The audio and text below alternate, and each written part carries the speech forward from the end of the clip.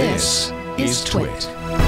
So this past week, the FCC passed a measure that actually exempts small radio deployments from the federal environmental and historical preservation reviews originally meant for large cell phone towers. The order focused on types of deployment that are subject to Historical Preservation Act, the National Historical Preservation Act, and the National Environmental Policy Act, or NEPA reviews.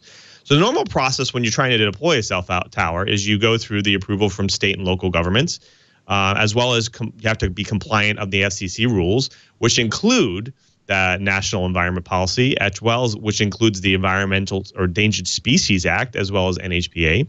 And depending on the height of the tower, you actually have to be able to go through Federal Aviation Administration, as well as the antenna structure registration. So there's a lot of stuff you have to kind of go through when you normally set up a tower. Well, with these added requirements, when you have to go through the National Environmental Policy, you have to go through reviews around wilderness areas, wildlife preserves, endangered species, floodplains, wetlands, so on and so forth. So this exemption actually does for cell phone companies is that it does not affect the it affects them in a way where they don't actually have to go through the reviews anymore. So they what it doesn't affect, though, is local and city governments might still want to actually go through some reviews. So they're actually going to go and review this at a later date and see if they can kind of remove those as well. So last year alone, let's put this in perspective, last year alone, wireless operators spent about $36 million on these reviews. And it was guesstimated that due to the ramp up of the new 5G network, that this might actually cost them up to a total of $240 million in the next year. So, of course, there's also multiple points of views. And the other side talks about the fact that the environmental and historical preservation values of the guidelines and requirements shouldn't be removed. And this is even also above the fact that there was only 1% of the cases reviewed actually changed or force changed their deployments in those areas. So obviously the mobile companies feel that this is a foot in the right direction, and they feel that it will really help reduce the cost of the new 5G deployments. And the fact is 5G deployments might just be these small pizza-sized box appliances that they can essentially put up in a couple hours, and they don't want to be under the same scrutiny as these 200-foot cell towers. They definitely feel it's going to save them money. And obviously, in this day and age, these votes weren't without controversy. There was a 3-2 vote split along the party lines, with 2 Democrats dissenting. And this view of the process, they feel it definitely should be some kind of process should be in place for these types of deployments, whether it be tall or small. Now, we've heard about 5G technology coming out. Obviously, in Mobile World Conference, we talked about many 5G chips coming out to support these networks. But obviously, we need to get the networks out there as well. So, Curtis, I want to bring it to you first. I think this is something interesting. Do we feel that by just reducing this and removing this requirement, this so-called red tape, do you think it'll actually make a difference in the rollout of 5G and make it faster now? Well, interestingly enough, I think that the kind of red tape they're talking about getting rid of, the small cell red tape, is less likely to have an impact on spreading 5G to where it's not, because the small scale stuff is going to primarily be deployed in areas of greater density. You know, you want to provide additional capacity in an already lit up area, then the small cells are a good way to do that. So I think what it probably will do is improve 5G in the more populated areas where it already exists. Now, could you use the smaller cells out in remote areas? Yes, you can. But I think there, again, we're talking about perhaps small towns rather than truly rural areas. So I think this is depending on exactly how you're defining the things that you're talking about. Will it improve 5G? Probably so. But most of that improvement, I think, will go to areas that already have some degree of 5G now. And frankly, when I look at what's being eliminated in terms of red tape and where it's likely to have an effect, I think the biggest improvement is likely to be to the bottom line of the 5G companies. Absolutely. So going on what Curtis said, I mean, the technology is different. So Brian, is this going to change? Like deploying in the rural areas, is that really a thing that 5G is attempting to target? Like, would it be useful for them to deploy to 5G to this type of environment? because of the technology limitation? I think a lot of the issue is that the 5G microcells are considerably less power hungry and less intensive on antennas because they're covering a smaller area.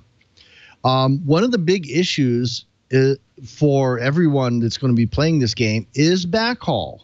Everybody seems to forget that wireless technology needs wire.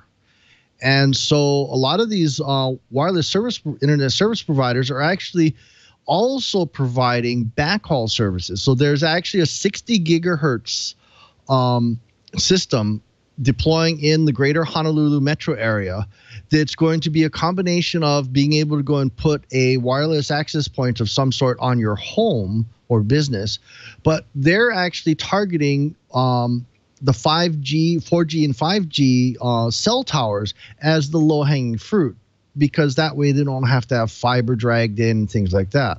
Now, as for the ruling on red tape, one of the things that's probably going to come up is, I'm sure the congressional delegation in Hawaii is going to be up in arms. You can't swing a cat in Hawaii without finding a historical site. And so that is going to be really interesting. I'm sure the same thing happens when you start getting on the edges of Indian reservations and things like that. I'm not sure cutting all that red tape is necessarily a good thing. I think there should be at least a drive to reduce the red tape. I would like to see that. But I don't want it at the expense of historical sites. Having a antenna on the side of, say, Buckingham Palace is probably not going to make everybody happy. Or having cell phone towers suddenly sprouting up on the Eiffel Tower. That's the other side of the coin you have to take a good hard look at. And we're going to need more of these. The 5G microcells are going to cover a significantly smaller space. Now, by having this separation, you can get much, much larger amounts of people covered. But you also need more towers, more micro towers. And, it's nice that they're the size of a pizza box, so they're easy and cheap.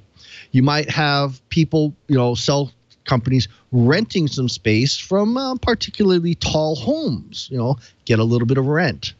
So this is going to be interesting. This is, again, another wait and see.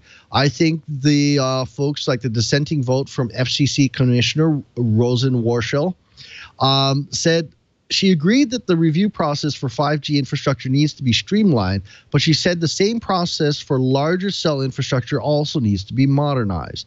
She added that the FCC's effort, which also purports to increase deployment in rural areas, misses the mark. Go girl. So you brought up something very interesting.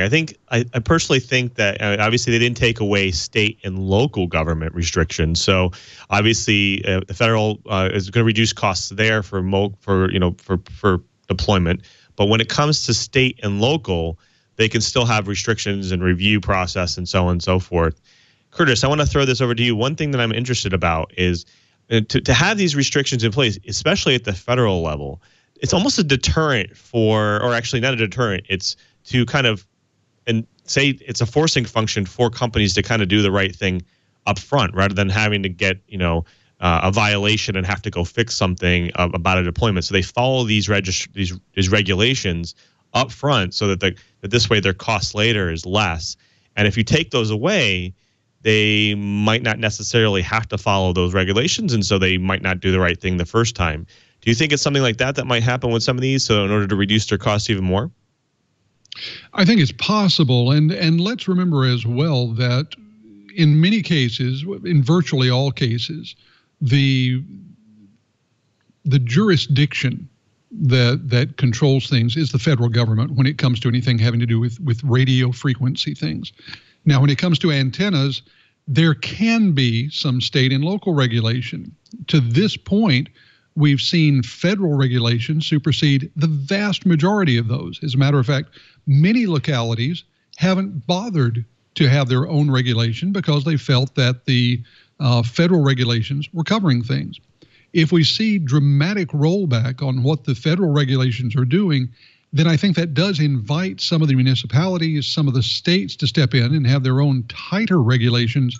And at that point, the good folks at the FCC are going to probably end up with going in and saying, let's come up with new regulations that will prevent cities and states from having greater regulation.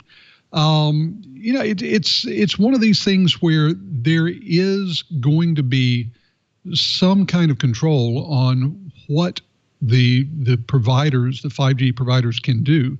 The question is whether they want to deal with one unified set of regulations nationwide or deal with the patchwork that's going to ensue if the the FCC ends up loosening, well, we'll call it too much, although, as we've seen, that's a point of debate.